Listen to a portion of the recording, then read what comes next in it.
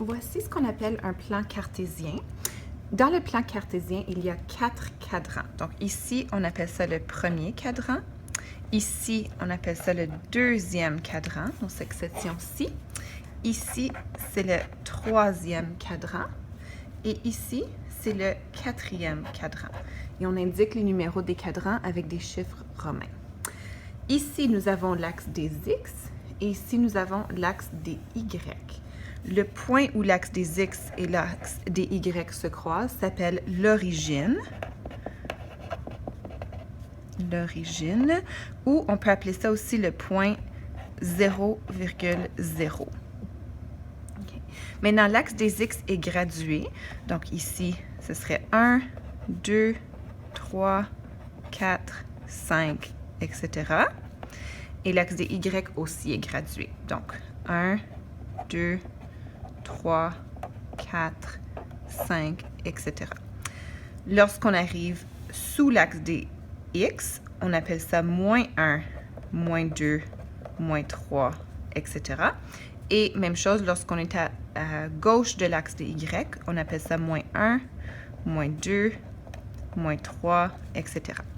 En sixième année, on va uniquement se concentrer sur le premier cadran ici. Et puis en septième année, vous verrez les autres cadrans. Donc, cette année, on se concentre uniquement sur le cadran numéro 1. Donc, voici un plan cartésien où il y a seulement le premier cadran. On se rappelle qu'ici, j'ai l'axe des X et ici, j'ai l'axe des Y. J'ai placé trois points dans le plan cartésien. Donc, le point A, le point B et le point C. Maintenant, pour trouver les coordonnées de ces points, nous devons toujours commencer par l'axe des X et ensuite monter sur l'axe des Y. Tu peux penser que le point d'origine ici, le point 0, 0, est comme une porte d'entrée, la porte d'entrée d'un édifice.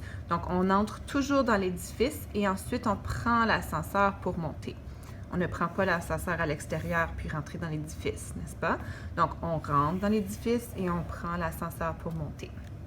Donc, pour mon point A, la coordonnée de mon point A, on se rend jusqu'au 6 sur l'axe des X. Donc, on met la parenthèse 6, virgule. Donc, le 6 représente l'emplacement du point A sur l'axe des X.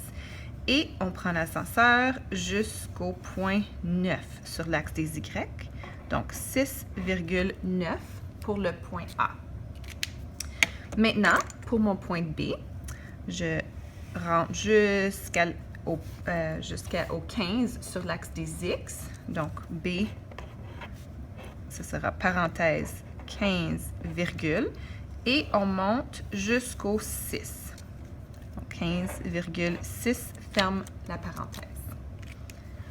Pour mon point C, maintenant, on voit que le point C, sur l'axe des X, il se trouve au 0.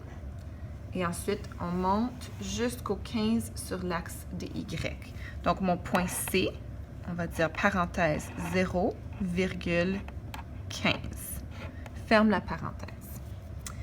Maintenant, si je veux placer un point D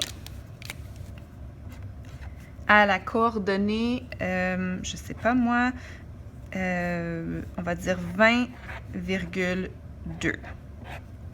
Alors, le 20 m'indique qu'il va être sur le 20 de l'axe des X et le 2 m'indique que je dois monter jusqu'au 2 sur l'axe des Y. Donc, mon point D serait ici.